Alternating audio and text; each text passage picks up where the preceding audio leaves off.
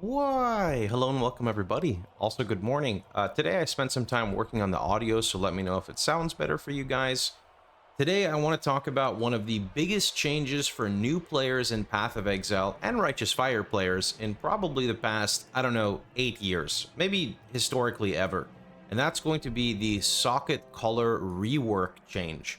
Now, what this means is in the past there was such a intimidating factor, intimidation factor to trying to go through the campaign, and that is whenever you drop a piece of gear, if it does not have the same colors as your current piece of gear, it's very hard to use, assuming you are utilizing those colors. So in Path of Exile, let's use some common examples. You would want like 4 link gear, right? This means your 1 active gem and your 3 support gems are basically all the 3 supports are powering the active, making it, much stronger.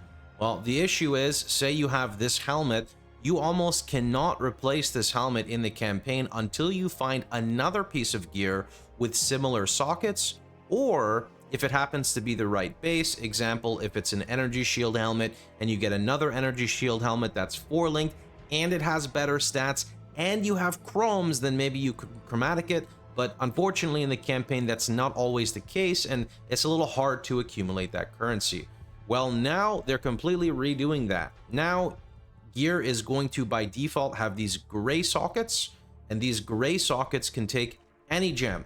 In fact, you can put any gem in any socket.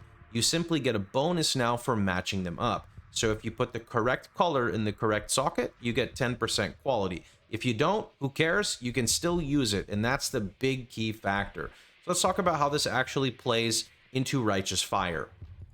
Now, in the past, when we played Marauder, we would always have to level as a caster. You could technically level as melee, but that's for the more experienced players, so let's talk about the new players, right? Or the average players. The reason you level with a caster is because, quite simply, you're playing a caster, right? You're going to be using Righteous Fire, you're going to be using Fire Trap, so it just makes more sense sticking to the caster archetype.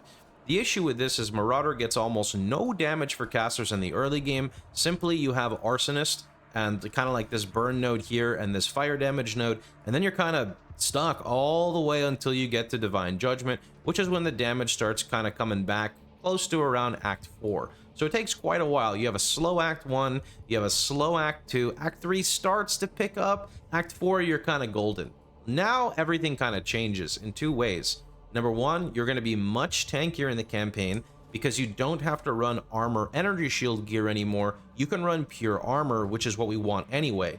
This massively increases your base defenses coming from armor, which should be very impactful, to be completely honest with you. So this is a nice change overall. And the second change is we now can level as melee, and here's why.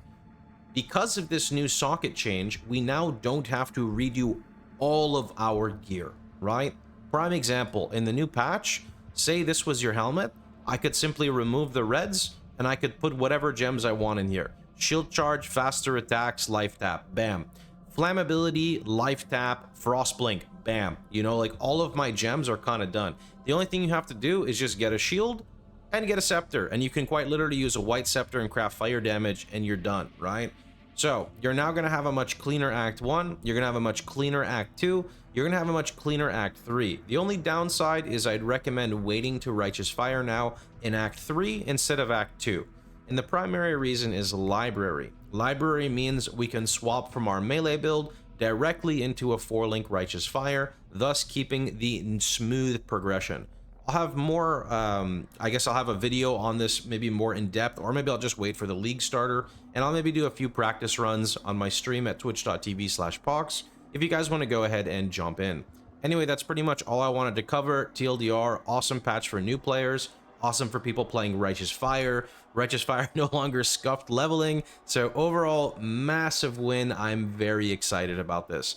Anyway, catch you guys all later. Hope you guys enjoyed the stream. Let me know what you think about the audio down in the comments below. So I'm going to catch you guys all later. Thanks for watching. Hope you guys enjoyed. See you tomorrow, YouTube.